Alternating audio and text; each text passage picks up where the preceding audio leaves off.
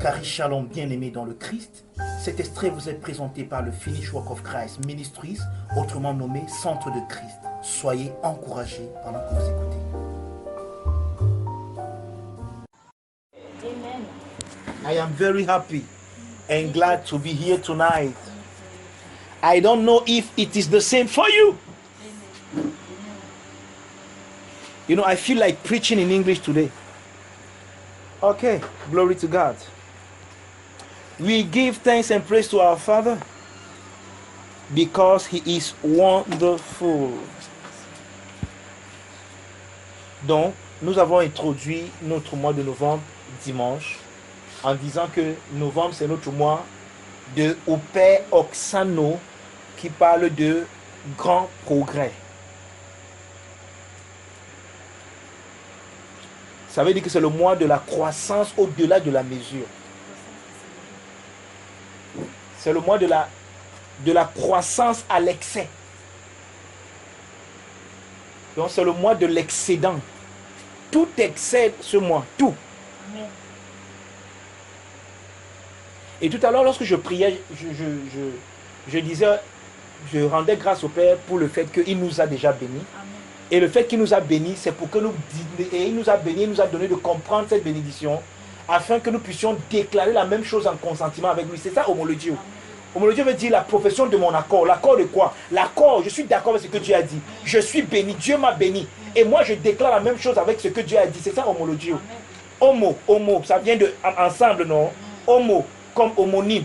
Homonyme veut dire même nom. Hein? Homologio, maintenant, ça vient de homo, qui veut dire ensemble, et logos, qui parle de la parole. Donc, ensemble dans la parole de Dieu. Amen. Ensemble avec Dieu dans sa parole. Amen. Je suis d'accord avec Dieu dans sa parole. C'est ça, homologio. Oui, je n'ai même pas encore eu le temps même d'expliquer le livre ici. J'ai l'impression qu'après, il va me falloir que j'organise un programme où je vais expliquer même ce livre. Encore bien. Homologio. Homo. Voilà. Oui, on va le faire vraiment parce qu'il faut expliquer toutes ces choses. Homo. Ensemble. Logos. C'est ça, homologio. Hein? Je suis d'accord avec ce que Dieu dit. C'est pour ça que j'appelle ça la profession de mon accord. L'accord avec Dieu. Ce que Dieu a dit de moi, c'est ce que je dis. Il a dit, je suis béni. Père, je te rends grâce parce que je suis béni. Amen. Dans chaque situation, même au fond de l'eau. Regardez, est-ce que vous avez dit que c'est ce qui a sorti Daniel du ventre du poisson? C'est ce qui a sorti. Je vais parler de Jonas. Ah, gloire à Dieu, on a déjà les docteurs ici. Donc vous êtes attentifs. Amen. Amen. C'est ce qui a sorti Jonas du ventre du poisson. La déclaration, le homologio. Et je vous ai déjà partagé cette expérience où, une fois, lorsque j'étais en train de lire l'évangile selon Jean, surtout entre le chapitre 5 et le chapitre 12, vous allez voir là-bas la redondance. Jésus, qui de façon redondante ne fait que dire je suis, je suis. Et une fois lorsque je causais avec lui, j'ai déjà partagé ça ici beaucoup, avec vous plusieurs fois, je lui ai dit, mais Seigneur, tu étais très orgueilleux, regarde. Je suis. Ton problème, c'est quoi?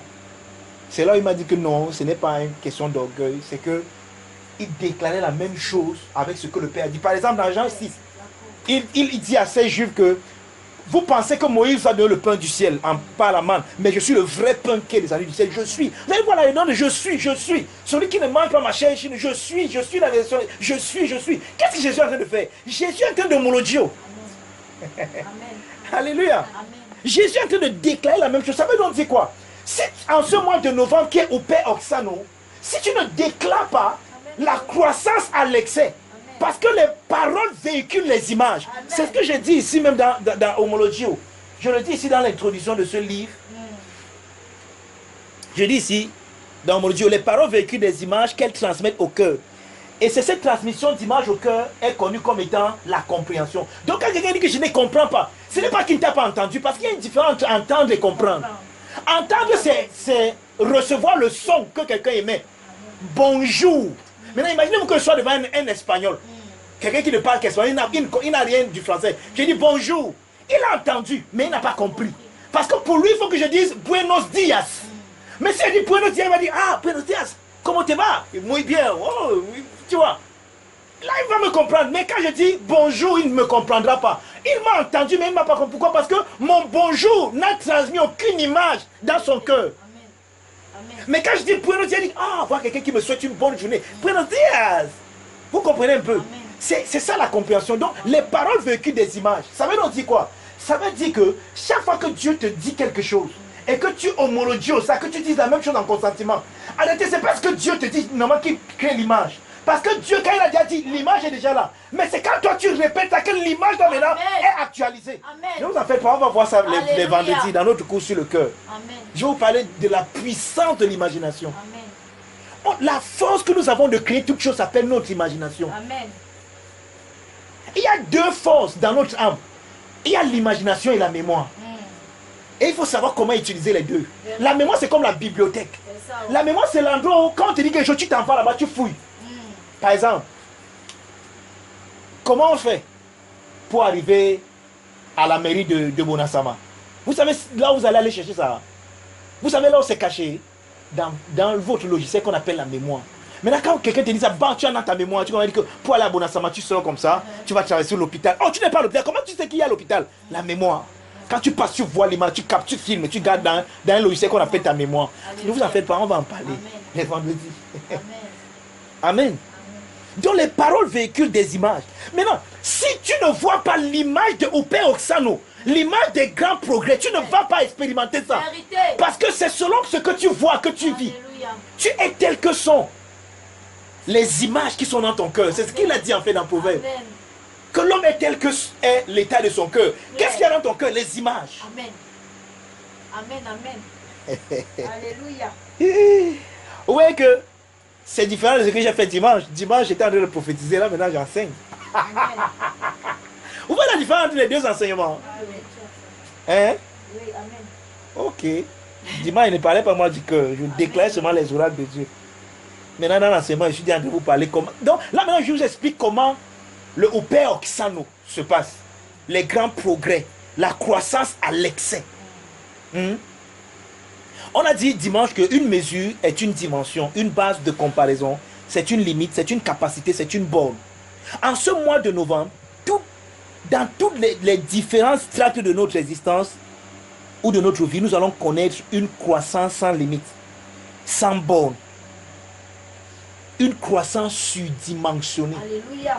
Donc au-dessus de la dimension, excédente, outrepassante, toute limite. Alléluia. Amen. Nous avons également dit qu'au Père Oksano, c'est une croissance au-delà des degrés ordinaires. Donc en novembre, nous entrons expérimentalement dans l'extraordinaire. Et nous avons donné 3 synonymes du mot extraordinaire. Nous avons dit que tout ce qui est extraordinaire, hein, ça veut dire que quand on dit que nous quittons l'ordinaire pour l'extraordinaire, ça veut dire que nous quittons tout ce qui est dans l'ordre du commun, dans l'usage habituel, dans tout ce qui était vulgaire, médiocre, hein, qui arrivait couramment, pour entrer dans l'exceptionnel, Alléluia. pour entrer dans le prodigieux, pour entrer dans le singulier.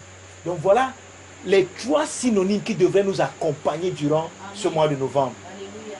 Exceptionnel, prodigieux, singulier. Et nous avons un grand témoignage. Parce que c'est comme ça en fait que Dieu travaille. Tout à l'heure quand je suis rentré, Rosie m'a annoncé une bonne nouvelle. Elle m'a fait goûter des crêpes qui étaient exceptionnelles, prodigieuses et singulières. Amen. Amen. Et je lui ai dit non, c'est bien fait. Et elle me disait que non, elle tremblait, mais elle ne savait pas. C'est Mie qui lui a dit que non, tu as Christ en toi. Pourquoi ne pas dépendre de Christ en toi? Et elle a fait ça, elle dit que tout le monde a apprécié. Amen. Alléluia. Amen. C'est justement le mois là ici, Amen. où tout ce que nous faisons Alléluia. est exceptionnel, Amen. prodigieux Amen. et singulier. Et ne t'en fais pas. Fais ça, tu vas te rendre compte qu'à un moment, tu vas te rendre compte que le nombre de kilos de farine que tu fais par jour va devenir bientôt très petit. Et il va te faire. Bientôt, tu vas même recruter des gens pour C'est t'aider. clair. Maintenant, je le crois. Thank you, Jesus. Amen. Alléluia. Amen. C'est ce mois-là ici. Amen. Alléluia. Amen. Et nous avons utilisé 3 personnages. C'est vrai que dimanche, c'était prophétique, donc on n'a pas pris vraiment le temps de lire. Mais la première personne,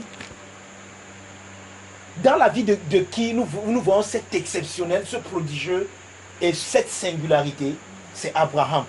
Abraham était une vulgaire personne avant que Dieu l'appelle. Avant que Dieu l'appelle, il était même païen. Il était dans une région qu'on appelle la Mésopotamie. C'est là que Dieu lui dit, et Abraham avait 70 ans quand Dieu l'appelait. Toi, tu n'as même pas encore la moitié. Donc, Abraham commençait sa vie à 70 ans. Ça ressemble un peu à un gouvernement que je connais. C'est comme si c'est à cet âge-là qu'on commençait la vie aussi.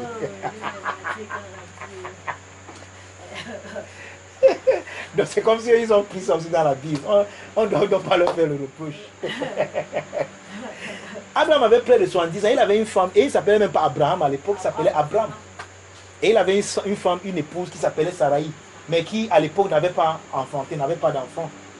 Et Dieu appelle cet homme, ce pépé, cet homme de 70 ans, et lui dit, quitte ton pays, quitte ta patrie, et va vers un pays que je te montrerai, je te bénirai, ça, vous pouvez lire ça dans... J'ai dit qu'aujourd'hui c'est l'enseignement, donc on peut lire même certaines choses. Genèse chapitre 12. Vous allez voir encore que c'est un homme vulgaire.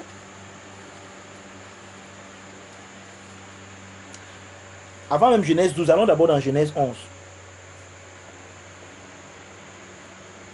À partir du verset 27. Parce que vous allez voir encore que Dieu, avant de te présenter un homme, te présente d'abord sa postérité. Te présente son origine, d'où il vient. Parce que c'est toujours important de savoir d'où tu viens. Vérité. D'accord. Amen. Genèse 11, d'abord à partir du verset 27. If you are there, you say Amen, I will read. Je veux qu'on suive tous la lecture ensemble. Genèse 11, d'abord à partir du verset 27.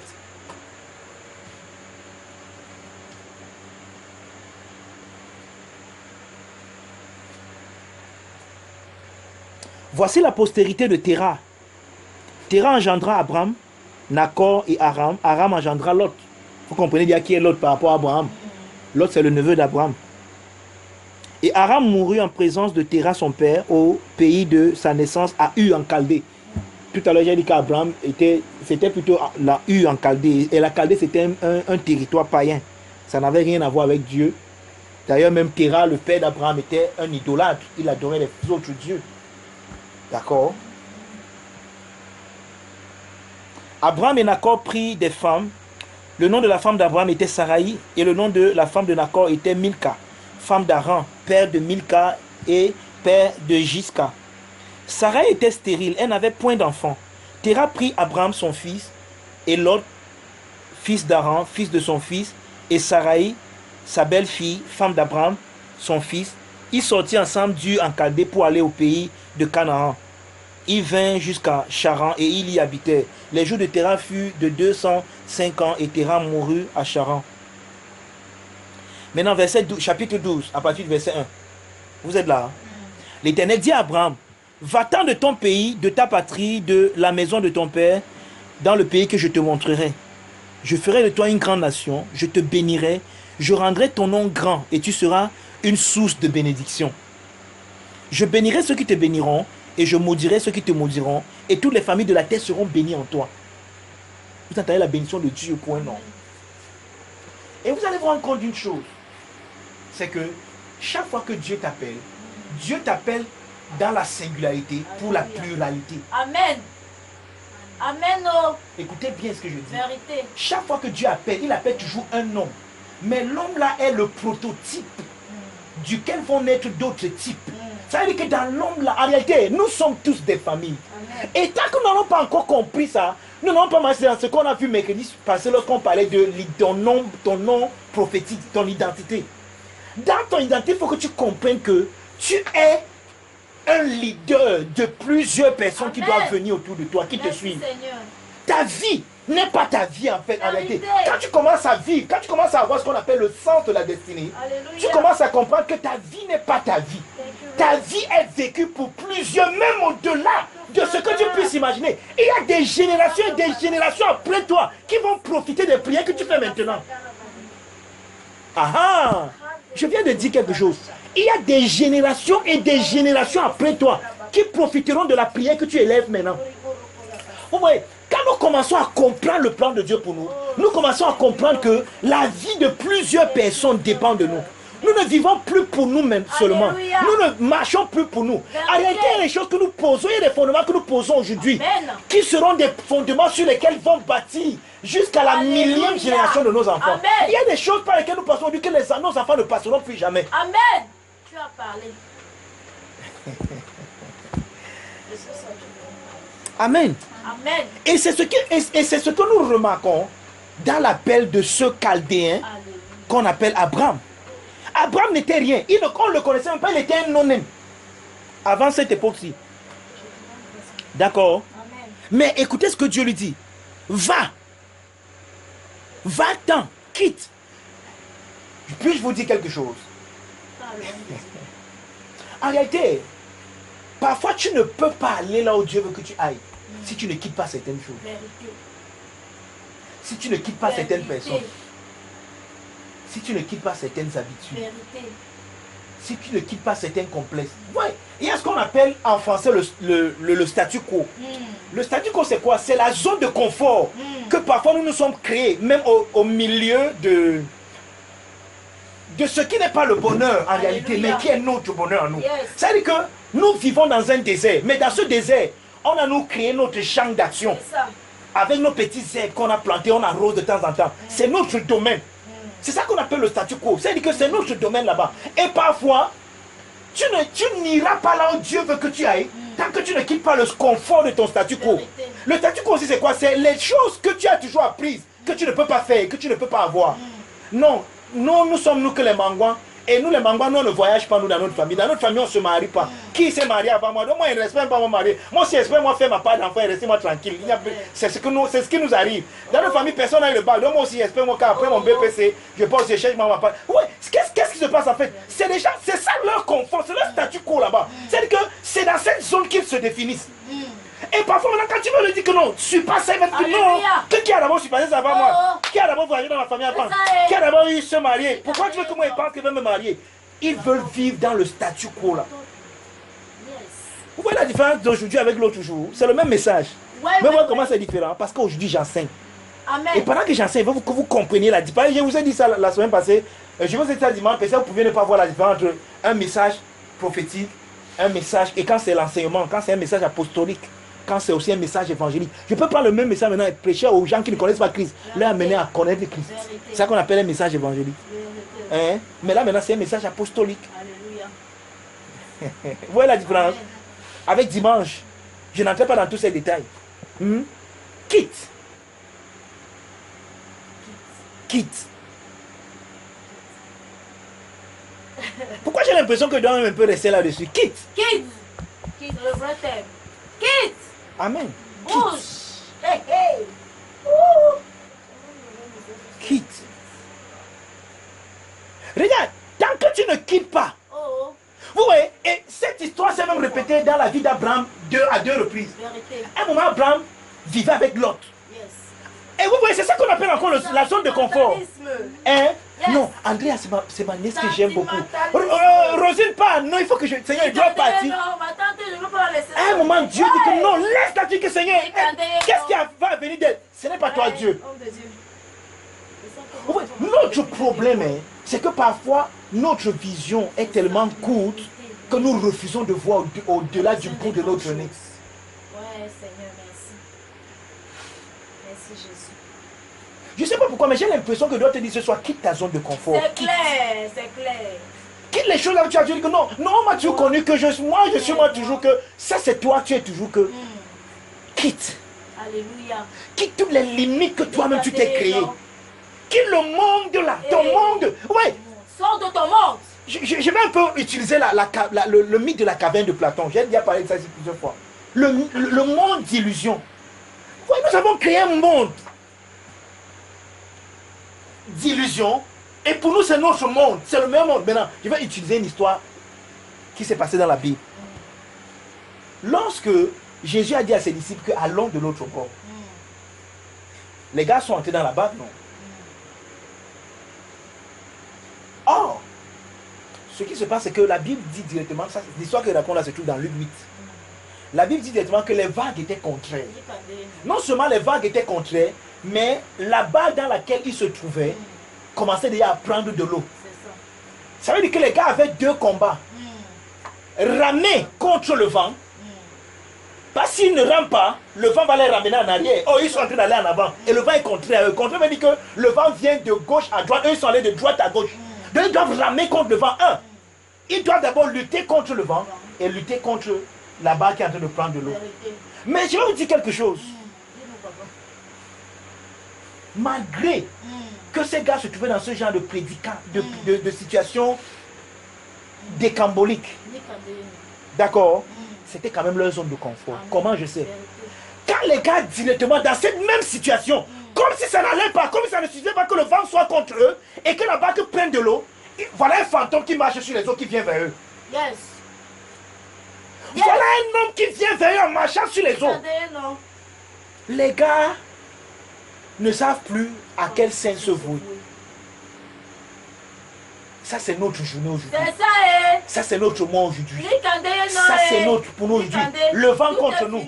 La barque prend de l'eau. Maintenant, voilà encore le fantôme. Finalement, on va partir où? On va fuir où? On dit, vous savez ce que la Bible dit? On dit qu'ils ont commencé à crier. Yeah! Mais j'ai une bonne nouvelle pour toi. Amen. Crier ne changera pas la situation. C'est vrai. En fait, même tu peux crier comme ça, après tu tombes, tu as même la Pleurer ne changera pas la situation. Ouais. Nous n'avons pas encore compris dans le christianisme que Dieu ne regarde pas les choses comme les hommes les regardent. Les hommes jugent dans les apparences, mais Dieu ne juge pas dans les apparences. Dieu regarde au cœur. Dieu voit la véritable nature de la situation. En réalité, le fantôme qui marchait sur les eaux, ce n'était pas un fantôme, c'est Jésus qui venait vers eux. Jésus venait au secours de ces gars pour les aider. Mais Jésus, en venant au secours de ces gars, n'a pas utilisé les moyens naturels qu'ils connaissent. Jésus a utilisé les moyens que lui connaît. Parce que, en réalité, si Jésus ne marchait pas sur les eaux, les gars là devaient se trouver en danger et la barque là devait s'enfoncer dans l'eau. Et c'est lui qui les a dit allons de l'autre bord. Donc Jésus vient au secours de ceux qui sont en danger. Mais regardez ce qui se passe. Jésus vient maintenant quand les gars commencent à crier. Jésus dit que hey, n'ayez pas peur, c'est moi. En d'autres mots, c'est moi votre maître, n'ayez pas peur. Vous savez ce qui s'est passé? Alléluia. Tous les autres ont dit que gars, Alléluia. laisse-nous. Oui, le vent est contre nous, hein. Mais nous, on veut nous rester dans notre zone de confort. Ils se sont encore agrippés. L'autre a tenu, c'est le bout de la barque. L'autre a tenu, peut-être que la barque a souvent les piquets comme ça. L'autre a encore tenu ça. Et ils ont commencé encore à crier plus fort. Ouais! Mais il y a quelqu'un parmi nous que j'aime beaucoup. Moi, je l'appelle affectueusement Papita. C'est Pierre qui dit au maître, Seigneur, je connais mon maître. Je sais si c'est toi. Si c'est toi, hein, ordonne, dis, donne-moi la parole. Parce qu'un jour, quelqu'un n'est pas en train de me comprendre. Parce qu'un jour, Alléluia. Merci mon Dieu. Un jour, ma femme avait le Ndjangi, je ne savais pas comment elle avait fait. Je n'avais rien pris le jour là. Quand je travaillais encore dans ma pêche. Merci Seigneur. Mais lorsque tu m'as dit, Pierre, jette les filets. Quand j'ai jeté le filet sur ta parole, j'ai pris beaucoup de poissons. Jusqu'à ce que mon filet se déchirait. Alléluia. Alléluia. Je connais discerner quand c'est toi, Jésus. Donne-moi la parole.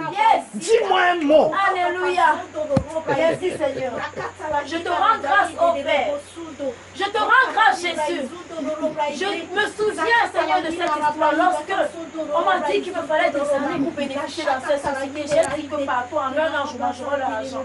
Et j'ai même dit que je ne m'arrête pas là, je vais à la direction. Et je sais que j'entrerai dans cette direction. Je le sais parce qu'à mon niveau, parce que j'étais, Seigneur, il n'y a pas de limite.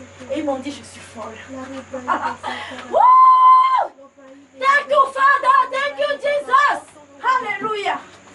Oh, merci, Seigneur. Merci, merci, merci, merci, merci, merci. Merci, Jésus. Alléluia. Alléluia. Je ne regarde pas à mon pied, mais je regarde à ce que tu fais. Alléluia. Sois béni, Seigneur. Amen. Amen. Thank you, Father. C'est l'enseignement. Je veux que vous compreniez quelque chose. Donc, je ne vais pas courir. Amen. Amen. Amen. Pierre dit donc, Pierre, lui, il a compris quelque chose. Il a compris qu'il faut sortir de la zone de confort. Il a dit, maître, tu connais te reconnaître. Je te reconnais par une seule chose, la parole. Ce que tu dis arrive. Seigneur, donne-moi la parole, donne-moi l'élément dont j'ai besoin. Je vais marcher aussi pour te suivre. Car, vous connaissez en réalité pourquoi Pierre voulait sortir de la barque. Parce que Pierre savait que la barque ne peut même pas le soutenir. Pierre savait que même étant dans la barque, il est en danger. Tous les autres savaient qu'ils étaient dans la barque, ils sont en danger. Mais personne ne voulait assumer. Au moins la barque leur donnait au moins une garantie. Au moins dans la barque, on est au moins sur les zones, on n'entre pas dans l'eau. Mais qui nous dit que si nous tous sommes sur la barque, si on commence à marcher comme le type qui m'a dit qu'il est notre maître, qui nous dit qu'on va pas tous se noyer, non, bête en reste. Et c'est ça la zone de confort, c'est ça qu'on appelle la zone de confort. Donc la chose sur laquelle tu te tiens, tu sais bien que ça ne marche pas, mais tu te tiens quand même là-dessus. On dit souvent que quand un homme est en danger, il est en train de se noyer, même si c'est le dos du serpent. Il va sauf que s'accrocher. C'est exactement ça. Donc ici tu sais bien que ici ce n'est pas la solution, mais au moins, pour un moment, ça me donne au moins de sortir la tête de l'eau et de pouvoir inspirer, expirer. Au moins là je peux m'accrocher. Or, la meilleure solution n'est pas naturelle, elle est surnaturelle. Marcher sur les eaux. Ce n'est pas un homme ne peut pas le faire. Non. Mais si le maître te tend sa main et te dit viens, tu peux le faire. Mais l'homme qui ne veut pas quitter le naturel, ne va pas entrer dans le surnaturel. L'homme qui ne veut pas quitter l'ordinaire, ne va pas entrer dans l'extraordinaire. Aussi longtemps que l'ordinaire, tu t'accroches à ce qui est ordinaire, tu ne pourras pas entrer dans l'extraordinaire. Et novembre, c'est le mois de l'extraordinaire, exceptionnel, prodigieux, singulier.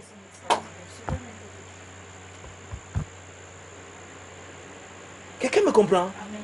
Qu'est-ce qui m'a amené dans tout ça? Dieu a dit à Abraham, quitte. Quitte. Quitte. Quitte. Vous voyez, il y a des amitiés parfois qui sont difficiles à quitter. Parce que nous avons bâti parfois notre domaine de définition là-dessus. Oh, nous oublions qu'il y a des gens qui sont comme des Jean-Baptiste dans nos vies. Oui, j'aime deux disciples de Jésus qu'on appelle Marc et son frère. Marc et son frère étaient d'abord les disciples de Jean. Vous savez ça? Oui, c'était les disciples de Jean-Baptiste. Mais dans Jean 1, verset 29, quand Jean-Baptiste voit le Messie, il dit que voilà l'agneau de Dieu qui a le péché du monde. C'est ce que Jean-Marc a dit. Il dit que Seigneur, nous voulons aller vers lui. Il dit qu'il n'y a pas de problème. Allez vers lui. Nous étions là pour un temps. C'est lui en fait que nous cherchions. Mais comme il n'y avait personne, on nous a dit que c'est toi la voix là. On pensait toi. Maintenant, comme toi, tu nous montres. Et il faut être capable d'être comme des Gens-Baptistes. Ça veut dire que il y a des gens qui viennent dans ta vie pour une période. Quand les gens là doivent partir, laisse-les partir. Si tu restes avec eux là, ils vont devenir un problème pour toi. Une écharpe dans ta chair, une épine dans ta vie. Ils vont commencer à... Ils seront comme une épine dans ta chaussure. Aïe, pourquoi ça me pique? C'est la relation là que tu ne veux pas lâcher. C'est clair. Vérité. Non, parce que tu ne comprends pas, c'est lui qui me soutient pour le moment. C'est lui qui me donne l'argent de baigner. Tu ne comprends pas, pasteur. C'est mon ami d'enfance. C'est ton ami d'enfance, mais chaque fois que vous voyez, quand tu quittes de là, qu'est-ce que tu reçois du témoignage de l'esprit en toi? Vous racontez les faux commentaires que vous faisiez, les choses que vous faisiez avant au lycée, qui ne glorifiaient pas Dieu.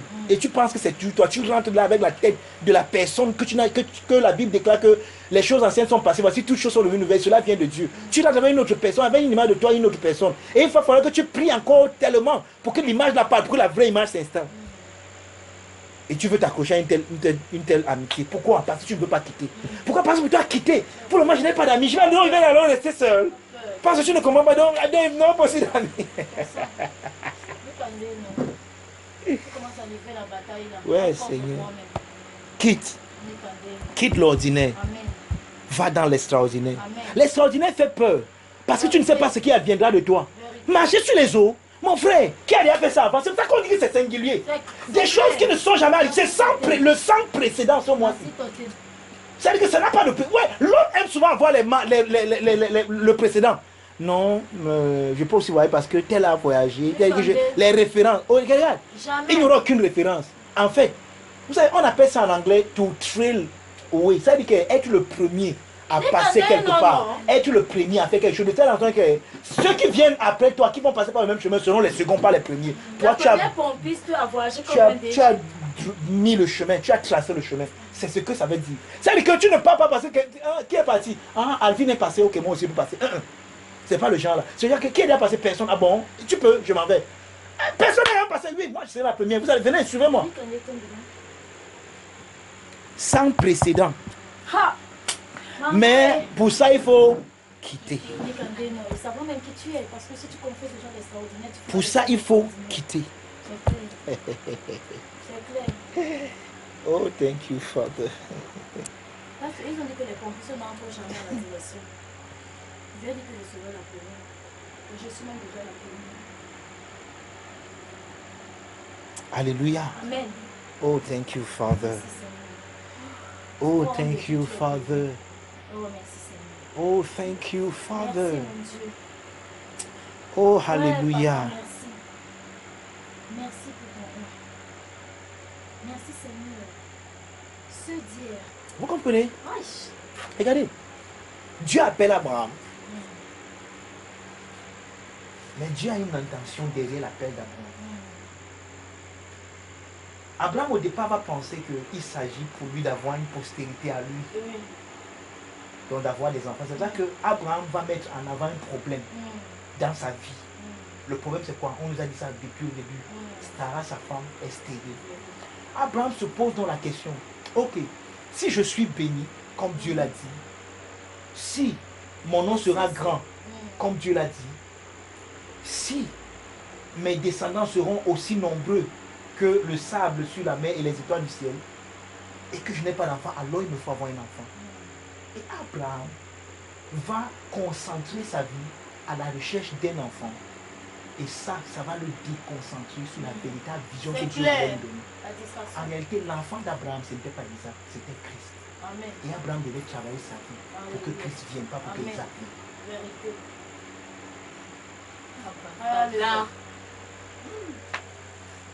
Vous savez ce que ça veut dire? Parce que l'enseignement maintenant c'est quoi? C'est l'indicatif et l'impératif.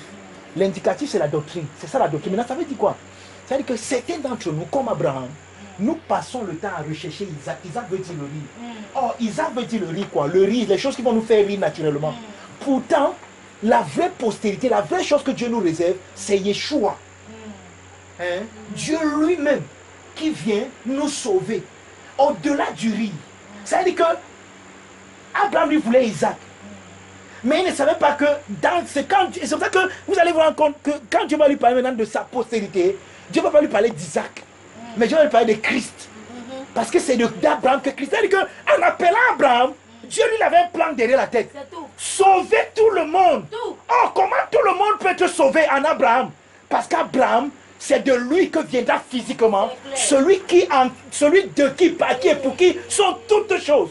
Mais au lieu qu'Abraham ait cette vision, je vous dis, écoutez, il a fallu Abraham, entre le temps 70 ans et 100 ans pour avoir Isaac.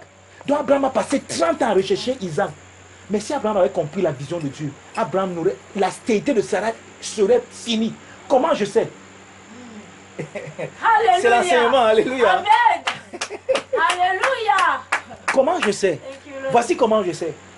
Dès qu'Abraham a couché avec Agar, qui était la servante que sa femme lui a donnée, parce que quand sa femme a découvert qu'elle n'avait pas d'enfant, elle a dit que mon frère, il ne veut pas rester comme ça sur stérile toute ma vie. Va avec ma servante Agar, donne-moi un enfant à partir d'elle. Et c'est comme ça qu'Ismaël est né. Dès qu'Ismaël est né, Abraham est devenu important. Il avait l'appareil, ça ne se levait plus. Il avait l'appareil, ça ne fonctionnait plus. Pour dire quoi? Pour dire que maintenant, comme tu n'as pas cru que moi-même vais te citer une postérité, maintenant tu vas comprendre que la postérité là ne viendra pas de tes efforts. Je vais te donner cette postérité, mais elle ne viendra pas de tes efforts. Maintenant, je vais vous poser une question. Comment finalement dans l'appareil d'Abraham a fait pour fonctionner? Vous savez comment Romains 4 nous explique? Abraham crut en Dieu. Il crut que Dieu est celui qui donne la vie aux morts. Oh, quand on dit là-bas que Dieu donne la vie aux morts, beaucoup de personnes ne savent pas qui était mort dans l'histoire-ci. Qui est mort dans ce qu'il vient de vous raconter? Abraham est mort. Son appareil est mort. C'est clair. Oh, pour que son appareil là, parce que l'enfant ne devait pas venir spirituellement. L'enfant devait venir physiquement. Mais une chose physique qui a une portée, qui a une source spirituelle. C'est pour ça que Isaac, c'est le fils de la promesse. C'est le fils qui vient de la parole. En d'autres mots, Abraham devait prendre la parole. Homologio, homologio, homologio, homologio. Jusqu'à ce que l'image naisse. Et c'est comme ça qu'Isaac devait naître. Et tant qu'Abraham n'avait pas compris ça, Isaac ne naîtrait pas. C'est clair. Ça veut donc dire quoi? Ce n'est pas Dieu qui détermine le temps que ça va passer. C'est toi qui détermine le temps que ça va prendre. C'est toi. Si tu ne homologies pas bien, ça va faire 10 ans. Ce qui pouvait faire 1 an. Ça va faire 5 ans, ce qui pouvait faire 5 jours. Ça va faire 50 ans, ce qui pouvait faire 5 ans. Tu vas rester là. Parce que tu n'es pas en train de comprendre. Parce que tu es attiré par les choses physiques. Mais quand Abraham a compris ça, il dit qu'il a connu Dieu comme celui qui donne la vie aux morts. Celui qui appelle les choses qui ne sont pas comme si elles étaient. C'est pour ça que Christ a dit que Abraham, votre père, a vu mon jour et il s'est réjoui. C'est là que les gens vont dire, pris les carottes, ils disent que mais tu es malade. Le gars, si tu n'as même pas encore 50 ans, et tu dis que tu as vu Abraham, c'est là où il rend même encore sa pire. Avant, je vous dis que vous voulez que vous disiez maintenant la vérité. Je vais vous dire ça, avant qu'Abraham fût, je suis. Amen. Amen. Alléluia. Amen. Amen. Quitte. Tout commence par quitte. Quitte. Regardez, même dès la jeunesse, Dieu donne le principe. L'homme quittera son père et sa mère et va s'attacher à sa femme. Tu ne peux pas t'attacher à la vision de Dieu pour toi si tu ne quittes pas. Alléluia. Tu ne vas pas t'attacher à ta destinée si tu ne quittes pas. Tu ne vas pas t'attacher au ministère si tu ne quittes pas. Regardez, pourquoi nous sommes tangants? Pourquoi notre vie spirituelle a souvent l'impression d'être en dents de scie? Simplement à cause du fait que dès qu'on suit un enseignement comme celui-ci, bam, les sens spirituels sont éveillés à nous. Mais quand on quitte et on part, on entre dans la vie, dans l'ordinaire. Parce que quand on vient ici, le pasteur nous parle de l'extraordinaire. Le pasteur nous parle de l'Upé Osano. Et immédiatement, il y a une vision qui est. On pense que maintenant, tout de suite, on va aller au ciel. On pense que tout de suite, on va changer le monde. Ce n'est pas l'impression que vous avez souvent quand vous venez ici. Mais après alors, vous entrez dans la vie ordinaire. Vous ne pensez plus. Ouais, vous savez comment Jacques décrit ce qui se passe là? Jacques décrit ça, il dit que petits enfants, ne vous bornez pas à écouter seulement la parole, mais mettez-la en pratique. Il dit que car celui qui ne veut pas en pratique est semblable à un homme qui a regardé son visage naturel dans le miroir.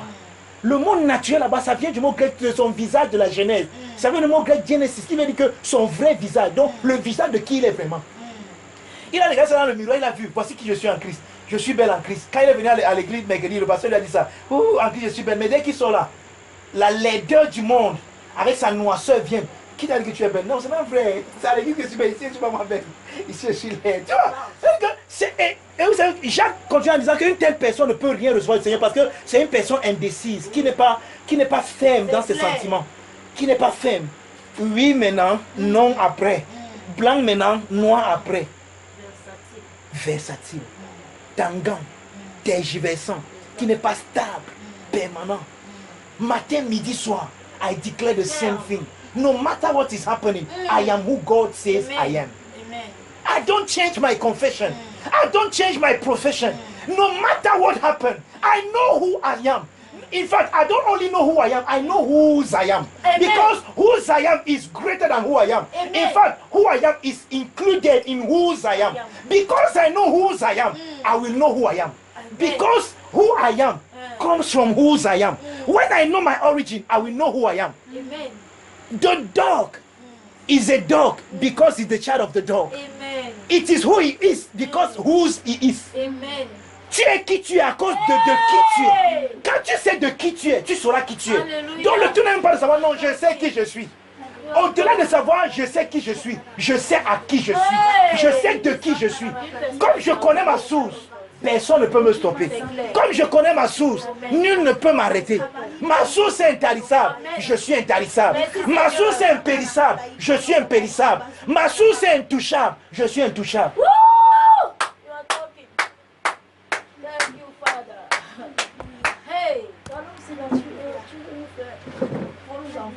Yeah. Jesus. Alléluia. Tu es merveilleux. Alléluia. Amen. Oh, thank you, Father. Ouais. Ouais, avec l'enseignement. Je ne suis même pas encore en train d'avancer dans mon mission. Oh, thank you, Lord.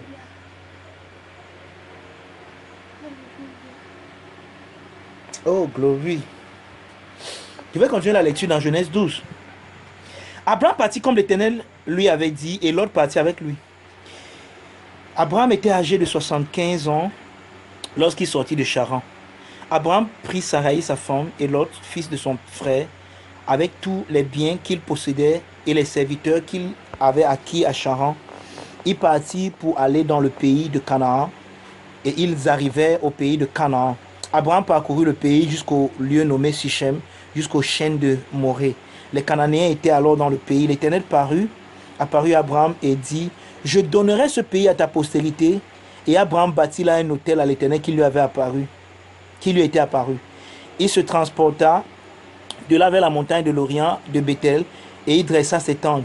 Ayant Bethel à l'Occident et Haï à l'Orient, il bâtit encore là un autel à l'Éternel et il invoqua le nom de l'Éternel. Abraham continua ses marches en s'avançant vers le midi. Vous voyez, et c'est comme ça qu'Abraham va s'avancer. Il va s'avancer.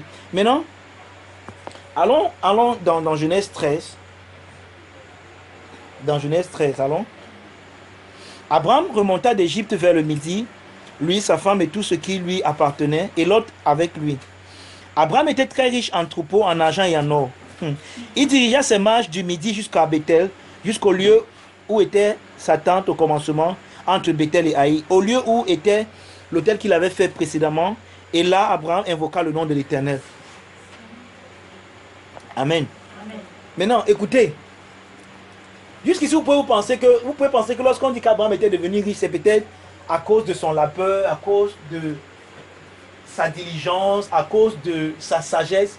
Mais il y a un élément qui va nous faire maintenant comprendre l'origine de la richesse d'Abraham. Abraham était riche parce que l'Éternel l'avait béni. C'est la bénédiction de l'Éternel qui a rendu Abraham riche.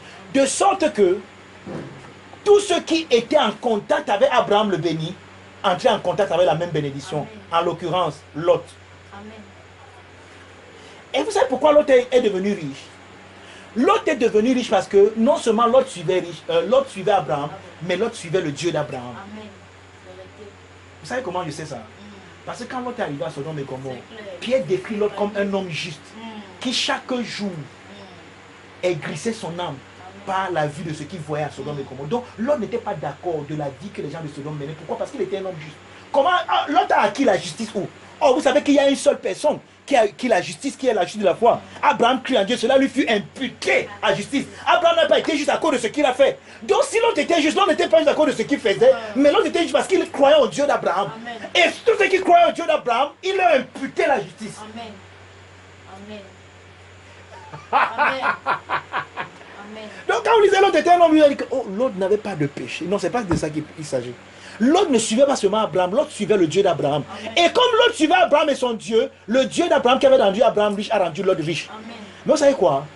À un moment, l'autre a perdu de vue la perception spirituelle. C'est ça notre vrai problème. C'est que parfois, les circonstances, la vision charnelle, Jésus Barabbas, nous donne de perdre de vue Jésus-Christ. Ne vous en faites pas. C'est un évangélique qui sera bientôt écrit. Amen.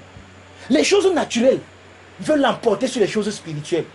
Abraham et Lot, je remarque que leurs biens sont considérables. Abraham dit à l'autre que gars, il faut qu'on se sépare. Si toi tu vas à gauche, moi j'irai à droite. Si toi tu vas devant, moi j'irai derrière. L'autre lui le combat que tonton. Je ne suis pas riche parce qu'il a trop travaillé. Je suis riche parce que je te suis, je suis ton Dieu.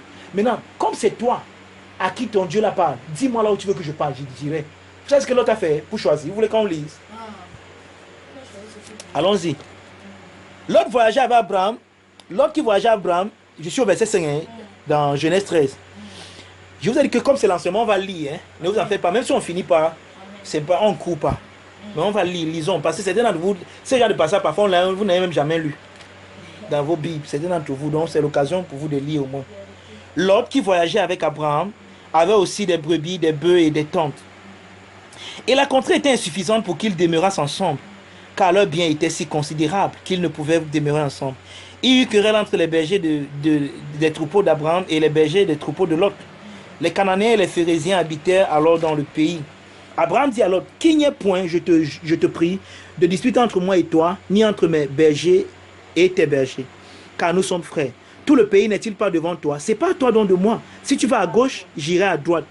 Si tu vas à droite, j'irai à gauche. Maintenant, regardez, on a dit qu'il faut quitter, non? Mais il y a une mauvaise manière de quitter. Il faut quitter comme Pierre quittait. En quittant de l'ordinaire pour l'extraordinaire. En quittant du naturel pour le surnaturel. Ne quitte pas le surnaturel pour le naturel. C'est comme ça que l'autre, lui, il va quitter maintenant. L'autre va quitter le... Qu'est-ce qui est surnaturel? Sa richesse, c'est surnaturel. Et c'est parce qu'elle vient de la bénédiction d'Abraham et du Dieu d'Abraham sur lui. Mais Abraham dit que séparons-nous. À votre mot, le spirituel te dit que sépare-toi. Tu dis que non. Mon homme, je suis prêt à laisser les brebis ici Je suis prêt à aller laisser passer. En fait, si je laisse un brebis, parte même. Toi, c'est puisque c'est en te suivant et sur ton Dieu que tu ris. Partout où il sera avec toi, il sera encore riche. Amen. Amen. Thank you, Jesus. Amen. Thank you, Father. Amen. Thank you, Lord. Oh, yes. Amen. Amen. Donc il faut quitter, mais il faut bien quitter. Il ne faut pas mal quitter. Amen. Il ne faut pas mal quitter. L'autre est mal quitté. Amen.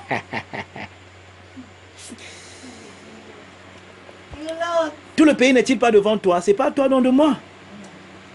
Si tu vas à gauche, j'irai à droite. Si tu vas à droite, j'irai à gauche. Écoutez, voici l'erreur. Voici l'erreur de l'autre. Voici ce qui nous empêche de quitter souvent notre zone de confort. L'autre leva les yeux. Mais au lieu de lever les yeux, parce que cette expression a deux significations. Jésus a l'ordinaire en main. Jésus a l'insuffisant en main. Jésus a ce qui ne suffit pas à une foule en main. Mais Jésus lève les yeux. En d'autres mots, Jésus regarde au-delà de la situation présente.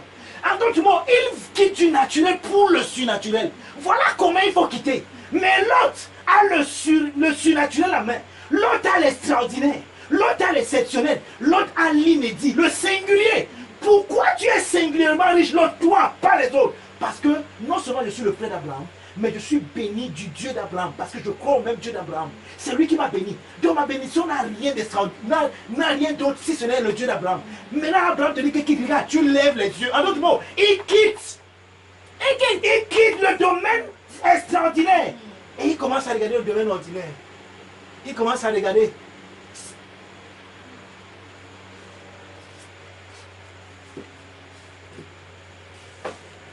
Quelqu'un comprend ça? Regardez. L'autre leva les yeux et vit toute la plaine du Jourdain qui était entièrement arrosée. Avant que l'Éternel eût détruit Sodome et Gomorrhe, c'était jusqu'à Soar, comme un jardin de l'Éternel, comme le pays d'Égypte. Vous entendez ça? Hein? On dit que quand l'autre a regardé, regardez, quand l'autre a levé les yeux, il a regardé. Je vais vous enseigner ça les vendredis. Regarde, je vais vous enseigner ça. On appelle ça la déception de l'apparence. La déception de l'apparence. Est-ce que vous savez que les choses peuvent paraître comme vous voulez qu'elles paraissent? C'est clair. Ce que vous voyez ne dépend pas de l'image que vous avez devant vous. Ce que vous voyez dépend aussi de la perception que vous avez dans votre cœur. Par exemple, elle vit que le fruit était bon. Elle vit qu'il était agréable à ouvrir l'intelligence. Elle vit qu'il était bon. Elle n'a pas encore goûté, mais elle voit que c'est bon. On voit ce qui est bon, on goûte non. Pourquoi elle voit que c'est bon? Elle était déjà tournée, son cœur était déjà tourné. Je parle ici d'elle. Elle était déjà séduite. Quand tu es séduit dans ton cœur, quand tu vois le blanc, tu dis que c'est noir.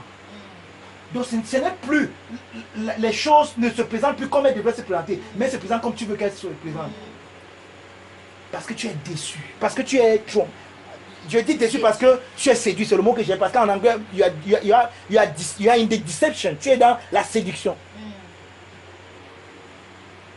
L'autre lève les yeux, il voit Sodome et Gomorrhe, il dit que c'est comme un jardin de l'Éternel. Sodome n'a jamais été comme un jardin de l'Éternel.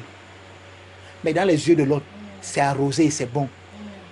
Vous allez entendre, il y a un petit mot que l'auteur a mis à la fin. Alléluia. Après avoir décrit la chose charnelle. Alléluia. Il y a un petit mot.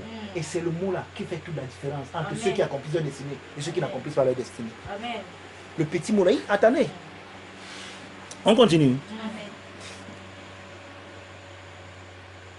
Je vais reprendre le verset 10. L'autre leva les yeux et vit toute la plaine du Jourdain qui était entièrement arrosée. Avant que l'Éternel eût détruit Sodome et Gomorrhe, c'était jusqu'à soi comme un jardin de l'Éternel, comme un jardin de l'Église, comme le jardin d'Éden, comme le pays d'Égypte. L'autre choisit pour lui toute la plaine du Jourdain et il s'avança vers l'Orient. C'est ainsi qu'ils se séparaient l'un de l'autre. Abraham quitta le pays de Canaan et l'autre Abraham habita dans le pays de Canaan et l'autre habita dans les villes de la plaine et dressa ses tentes jusqu'à Sodome. Les gens de Sodome étaient méchants et des grands pécheurs contre l'Éternel. Vous avez vu ça? Les gens de Sodome. Donc l'autre, lui là, il a choisi la plaine, il a choisi le lieu, mais il ne savait pas que Dieu avait un plan contre cet endroit. Voilà ce qu'il ignorait. C'est pour ça que la Bible dit quelque chose. Telle voie paraît droite à un homme, mais son issue. Or, quand toi tu marches avec celui qui est l'alpha et l'oméga, donc qui est le début et la fin, et qui dit la fin d'une chose avant son commencement. Quand tu marches avec lui, tu n'entres plus dans ce genre de voie tortueuse. Parce que quand tu veux partir, Dieu lui te dit que mon fils, ne vois pas ces grilles-là. C'est pas bon, ne pars pas. N'entre pas là-bas dedans. Seigneur, comment tu peux me dire de ne pas entrer? Tu vois pas que c'est... Tu vois pas que c'est... Non, Seigneur, moi, il veut moi sauf quand tu es... Va alors. Et ouais, Dieu a une chose, c'est que sa volonté sur nous n'est pas coercitive. C'est ça le problème avec Dieu et nous. Dieu ne s'impose pas à nous. Donc Dieu ne t'arrête pas pour faire dire que tu vas sauf que tu ne pars. Il dit que tu ne pars pas. Il dit que laisse-moi. Dès qu'il dit que mon fils ne... Et sa voix est souvent trop douce. Mon fils ne part pas. Parfois tu n'entends pas. Il y a papa deux, trois qui dit pas. Mon fils ne part pas. Tu vois, ça occupe la petite voix qui dit mon fils ne part pas. Pas. Tu ne pars pas. Regarde, ça brille. L'eau, avantage, pas. Et une petite voix qui dit mon fils ne part pas. La voix est tellement douce, tellement petite. En tout cas, c'est moi, c'est pas qu'il y en a, ok. Pas, je commence à partir. Pas.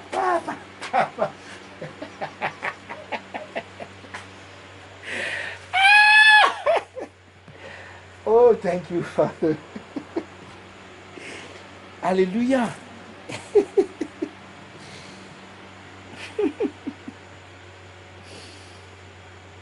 Ah, thank you. Vous voyez l'autre, vous voyez son choix. Son choix était purement charnel, purement physique. Et quelque temps après, maintenant regardez ce qui s'est passé directement après que Abraham se soit séparé de Lot. Écoutez, l'Éternel dit à Abraham, après que Lot se fut séparé de lui, écoutez, qui a d'abord levé les yeux tout à l'heure? Lot lui-même. Dieu ne lui a pas dit lève les yeux, mais lui-même il a levé. Écoutez maintenant à qui Dieu dit lève les yeux. Parce qu'entre-temps, qui a normalement allé dans l'endroit avantageux? Lot. Apparemment, il a laissé à son oncle ce qui n'avait pas d'avantage. Mais écoutez maintenant. L'Éternel dit à Abraham, après que Lot se fut séparé de lui, lève les yeux. Et du lieu où tu es, regarde vers le midi, vers en d'autres mots, regarde vers le nord, le sud, l'est et l'ouest. Donc même là où l'autre est parti, est inclus, non? Dieu dit à Abraham de regarder partout. Arrêtez de regarder toute la terre. Écoutez. Car tout le pays que tu vois, je te donnerai à toi et à ta postérité pour toujours. Je rendrai ta postérité comme le sable de la terre, comme la poussière de la terre. En sorte que si quelqu'un peut compter la poussière de la terre, ta postérité aussi sera comptée. Lève-toi, parcours le pays, dans sa longueur, dans sa largeur, car je te le donnerai. Abraham leva ses tentes et vint habiter parmi les chênes de Mamré qui sont près d'Hébron. Et il bâtit là un hôtel. Vous entendez ça? L'autre part, l'autre quitte le surnaturel pour le naturel. Abraham apparemment il ressemble le naturel. Que non. Dieu dit à Abraham que regarde, lève les yeux. En d'autres mots, regarde au-delà de la situation. L'autre peut penser que tu es désavantagé, il ne sait pas. Parce que c'est ça, pourquoi on met l'autre? On dit que Dieu dit à Abraham après que l'autre se fuse. Donc on met le lien avec ce que l'autre vient de faire. Avec le fait que l'autre a choisi la meilleure portion. Parce qu'il y avait un choix. L'autre a choisi la meilleure portion. Dieu dit à Abraham que regarde, toi lève les yeux maintenant. Regarde partout. Même là où l'autre est parti. Je te donne. La preuve c'est que quelques temps après, 2 rois sont venus attaquer l'endroit où l'autre se trouvait. On a même pris l'autre avec ses biens. C'est Abraham avec 40 hommes qui est parti les prendre. Et il a arraché l'autre avec ses biens, il a ramené. Pourquoi? Pourquoi Abraham a été capable de faire ça? Parce que quand il a regardé, il a vu l'endroit, ça lui appartenait.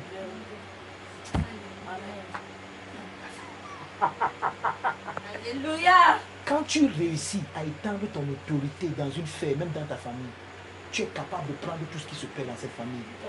Même la mort ne peut pas arracher sans ton autorisation quelqu'un dans ta famille. Parce qu'en ce moment, c'est toi qui tiens les clés de la vie et de la mort pour tous les gens. Ils peuvent ne pas le savoir, mais toi, tu le sais. Personne ne meurt si tu ne donnes ton autorisation. Ce que je dis là, ce n'est pas des histoires. Nous devons étendre notre autorité comme ça, dans les sphères de contact. C'est des choses qu'on travaille. C'est des choses qui se travaillent. C'est des disciplines. Tu travailles parce que... Est-ce que vous savez que tu peux étendre ton autorité dans ce contexte, dans ce quartier-ci, où rien de mauvais. Donc, dès que quelqu'un vient, les gens qui font les délivrances, vous savez que moi j'ai fait la délivrance, ils appellent ça la carte spirituelle. Ils appellent ça l'autorité spirituelle. Il y a ce qu'on appelle l'autorité spirituelle. Maintenant, certaines autorités, il y a certaines d'entre nous, ton autorité n'arrive même pas jusqu'à la cour ici. Même dans la maison, si même quand tu regardes, donc parce que nous tous nous sommes des lumières, mais ta lumière brille seulement jusqu'au bout de toi. Donc ton champ d'action est souvent parfois trop limité. Donc il n'y a que toi, ça ne peut que garder toi et toi seul. Or il y a des gens, leur champ d'action garde même parfois toute une vie. Ils sont des autorités spirituelles dans cette ville-là. Ils ne sont pas obligés de crier que c'est moi l'autorité. Il l'est. Ça veut dire quoi? Quelque chose arrive, il lève ses mains la main. Au nom puissant de Jésus, je stoppe, ça s'arrête. C'est clair.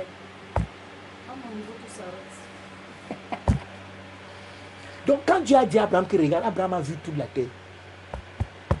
C'est pour ça que partout où sa descendance partait. Oh, regardez ce que Dieu dit à Abraham. Dieu parle à Abraham comme s'il parlait dans le futur tout à l'heure, n'est-ce pas? Comme la poussière, je te bénirai. Pourtant, en vérité, quand vous lisez le rapport de Paul, à ce rapport, il dit que Dieu, quand il dit à Abraham que je te bénis, Dieu l'avait déjà béni. C'est futur pour Abraham, mais c'est déjà passé pour Dieu. Oui, dans Genèse 13, c'est combien de lignes? C'est là où Dieu déclare à Abraham sa postérité qui est Christ. Mais Abraham pense que ce n'est pas Christ. Abraham échoue de voir que c'est Christ. Et il cherche une postérité physique. Donc Abraham fait un peu presque la même chose que l'autre. Abraham quitte le surnaturel. Dieu lui a dit lève les yeux. Avant que Dieu lui dise ça, lève les yeux. L'autre regarde au-delà du naturel. Mais Abraham va encore revenir. Il va vraiment commencer à regarder naturellement. En d'autres mots, chercher un enfant avec sa femme naturellement. Et quand il va le faire, c'est comme ça que Ismaël va naître. C'est comme ça que les choses vont aller naturellement. Et il va attendre jusqu'à ce qu'il comprenne la leçon, qu'il ne savait pas d'Isaac, qu'il savait de Christ. Comment il va comprendre la leçon là? Quand Dieu va lui dire que prendre Isaac, là, va le tuer. Quand Abraham dans son cœur va tuer Isaac, Isaac va lui poser la question quand ils vont partir, que c'est une père, voici le bois, voici tout. Où est l'agneau? Vous savez ce qu'Abraham va dire à Isaac? Dieu. Ce n'est plus moi maintenant à donner à l'agneau, c'est Dieu qui se pourvoit lui-même un agneau. Et Abraham, c'est de cette phrase-là que vient le mot Jéhovah Jireh. L'Éternel se pourvoira. À la montagne éternelle, il se pourvoira. Jéhovah Jireh. D'accord? Je sais que ce que vous dites là, c'est tellement... Je suis en train de passer, c'est... Amen. Donc Abraham a fini par comprendre qu'il s'agissait de Christ. Et n'oubliez pas, ce n'est pas de façon anodine que l'endroit, le lieu exact où Abraham a voulu sacrifier Isaac, des années après, c'est le même lieu qu'on appelle Golgotha, le lieu du Christ. C'est là où Christ va mourir. Ce n'est pas anodin.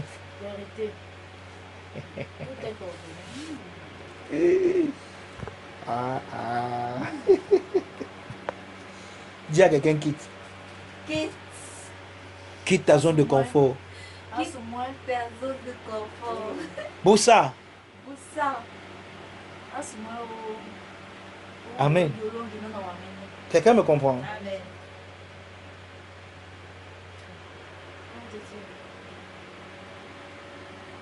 Oui, c'est mercredi, on peut poser des questions. Allons-y. Non, c'est pas une question, mais je voulais m'approcher ce que tu viens de dire, parce que c'est important de te dire dès qu'on ressort de toi.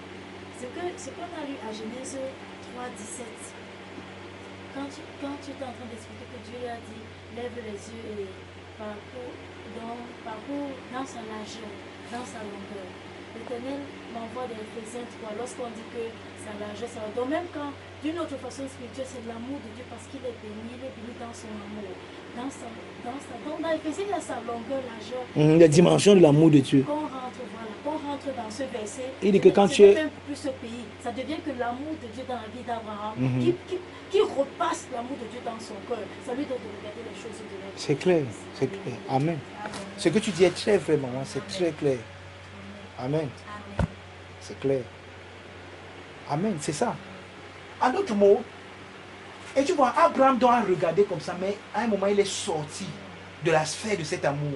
Et a commencé à penser. Parce que, quand, regardez, en réalité, nous nous plaignons quand nous ne dépendons pas de l'amour de Dieu. Quand nous dépendons vraiment de l'amour de Dieu, on n'est pas en train de dire que les choses n'arrivent pas. Mais les choses arrivent, mais ça nous laisse zen. C'est ça que généralement, quelqu'un qui dépend de l'amour de Dieu paraît parfois comme un insensé pour les autres. Parce que l'amour de Dieu te rend un peu comme un fou. Pourquoi? Parce que là où les gens pleurent, toi tu ris, on va dire, mais pourquoi il rit, il est malade, on doit pleurer ici. Oui, un peu comme, regardez Joseph, dans la prison.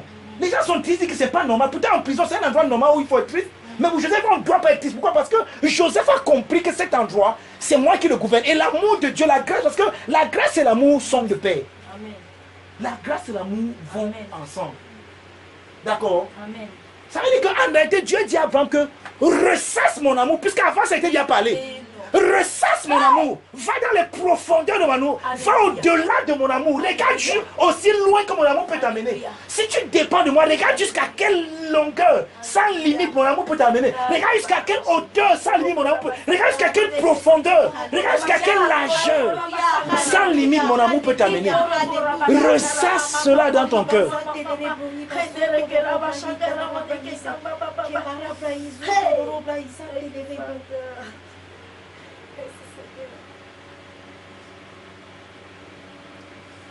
Pour vous montrer même que c'est de ça, merci Mireille, pour vous montrer même que c'est de ça qu'il s'agit, regardez le verset qui suit, regardez le chapitre qui suit, le chapitre 14.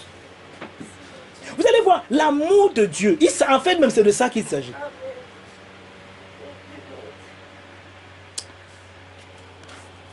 J'ai l'impression que, ne vous en faites pas, on ne va pas trop entrer dans le message, mais ce qu'on fait est important.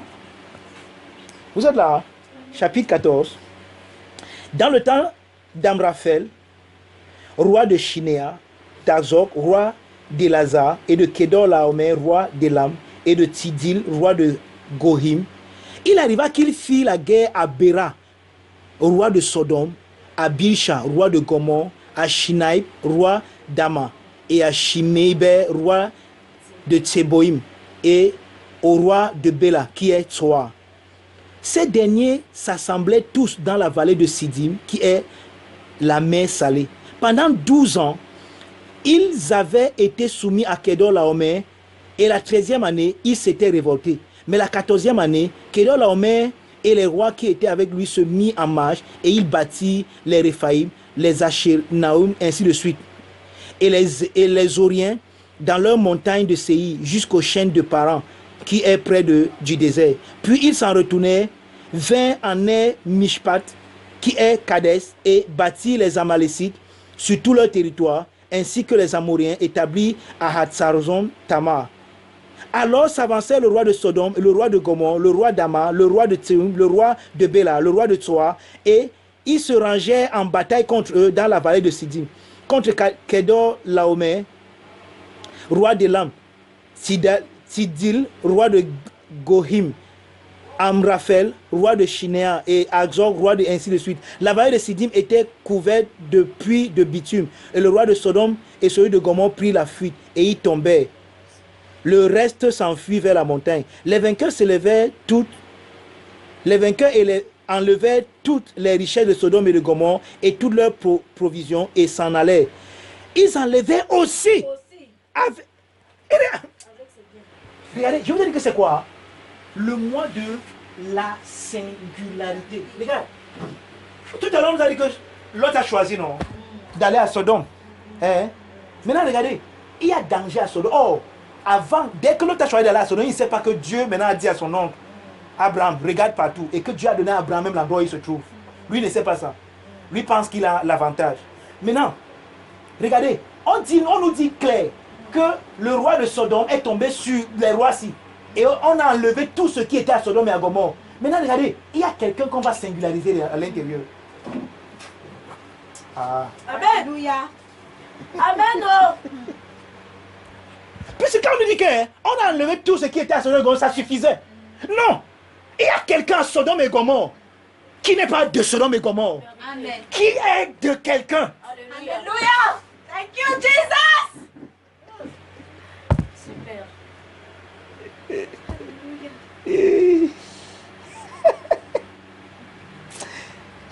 Asseyez-vous, je lis, pardon. Verset 11. Les vainqueurs enlevaient toutes les richesses de Sodome et de Gomorrhe et toutes les provisions et ils s'en allaient. Ils enlevaient aussi Sande Katayaba, les cabros Sutomorabazite Yababa, les Keba la Mouzoun de l'Etabran du Zakaya Maradea, l'Uru Baran de l'Akia Makuto Toborobo.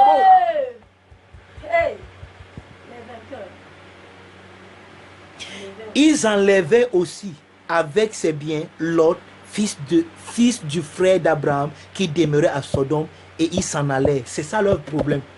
S'ils avaient bien, s'ils savaient, ils devaient prendre tout. Ils disent que non, celui-ci, on ne te touche pas.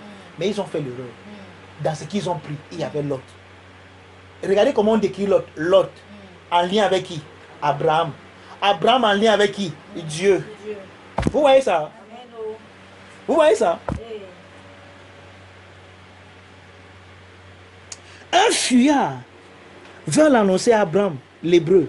Celui-ci habitait parmi les chiens de Mamré, l'Amorien, frère d'Eshcol et frère d'Aner, qui avait fait alliance avec Abraham.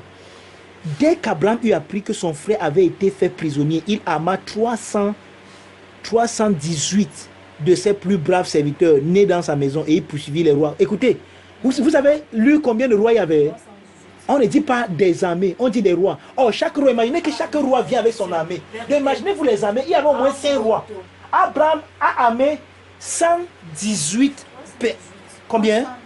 318 personnes pour combattre 5 armées. 318 personnes. Si ce n'est pas l'amour de Dieu qui lui avait demandé de regarder la longueur, c'est encore quoi ici? Et Abraham même sait ça. Écoutez, vous n'êtes pas pressé, non? Du tout. Il divisa sa troupe pour les attaquer de nuit, lui et ses serviteurs, et il les battit. Il les poursuivit jusqu'à Shoba, qui est à la gauche de Damas. Il ramassa toutes les richesses. Il ramena aussi Lot, son frère, avec ses biens, et ainsi que les femmes et le peuple. Écoutez, après qu'Abraham fut revenu vainqueur de Kedorlaomer et des rois qui étaient avec lui, le roi de Sodome sortit à sa rencontre dans la vallée de Chavé, qui est la vallée du roi. Mais Melchisédek, roi de Salem, fut apporter du pain et du vin. Il était sacrificateur du Dieu très haut. Il bénit Abraham et dit, béni soit Abraham par le Dieu très haut, maître du ciel et de la terre. Béni soit le Dieu très haut, qui a écouté ce qui s'est passé à la bataille. Mais on peut penser que non, Abraham est trop fort. Abraham n'est pas trop fort. Dis donc, quelqu'un ne me comprend pas. Abraham n'est pas trop fort. Alléluia. Alléluia. Voici ce qui s'est passé. Béni soit le Dieu très haut qui a livré tes ennemis entre tes mains. Et Abraham lui donna la dîme de tout. Le roi de Sodome dit à Abraham, écoutez, les charnels, écoutez leur doléance. Et vous voyez, je rends grâce à Dieu. Amen. Abraham à son moment avait compris. Abraham est resté dans la sphère du surnaturel. Quand le roi de Sodome est venu essayant de le ramener dans le naturel, écoutez la doléance du roi. Le roi de Sodome dit à Abraham, donne-moi les hommes et prends pour toi les richesses. Parce qu'il pense que... Donc quand il a vu les hommes d'Abraham combattre, il pensait que non, les gars ils sont trop forts. Et lui n'a pas compris que c'est Dieu qui a livré les ennemis entre leurs mains. Mais lui pense que c'est un problème d'homme. Donc il dit que non, donne-moi les hommes, prends les richesses. Heureusement, écoutez ce qu'Abraham... Ah, dis donc, ouais. Je vais lire ça, on va s'arrêter là. Oui. Ah. Abraham répondit au roi de Sodome. Je lève la main vers l'Éternel, le Dieu très haut, maître du ciel et de la terre. Ah. Amen. Amen. Je ne prendrai rien de tout ce qui est à toi, pas même un fil.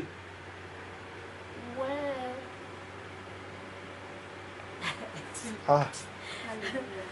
Ouais. Père, je prie pour moi-même au nom de Jésus.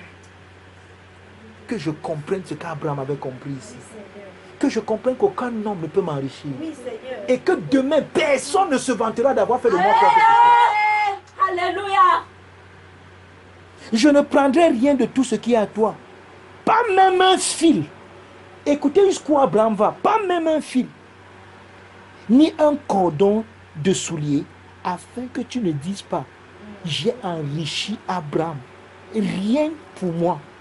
Seulement ce qu'ont mangé les jeunes gens et la part des hommes qui ont marché avec moi, Abner, Aner, Eshcol et Mamré. Eux, ils prendront leur part. Mais moi, je ne prendrai rien. Pourquoi? Parce qu'avant ça, Dieu avait envoyé quelqu'un qu'on appelle son sacrificateur, qu'on appelait ici Melchisédek, roi de Salem.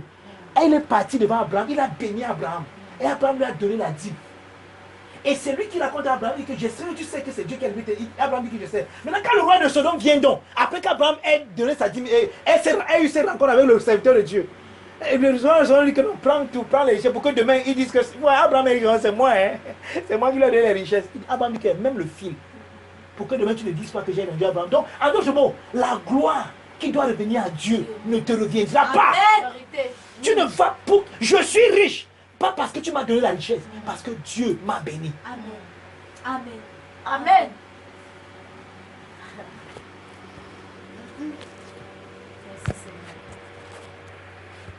Sandala braidoro broko sakaparada zende. Le braidara marabra zondoro broko zakere braidara braza. Rabazo to protuza ina rabra zende rebre. Makira da zuvrama zubarada siderebe. Likarada zandere marabra sondoro bro. Ritaya mazuvolo mozuvaladia deba alaka. Lokubra kindalina rada zeke proya. Mozuvara mazate kalibarada. Ropo rabala diande kozundele marada. Lemo sufali anarabrasi. Lekarana zundoro morobrosi.